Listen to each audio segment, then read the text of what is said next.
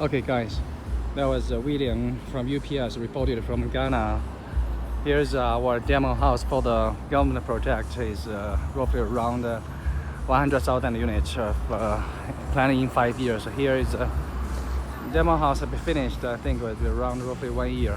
Now the big event will be happens today.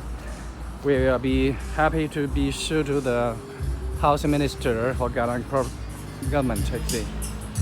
So here's our main actually event area, and with background, with backside to see the house actually. Okay, anyway, we're going inside to see the house. Is everything is better or not actually. You can feel in the strings here.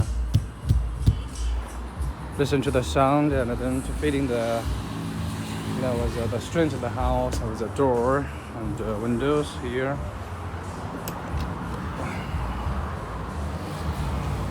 Okay, I was blocked here. We go see inside to see. Okay, that is what you can see inside. Now we go that way to see.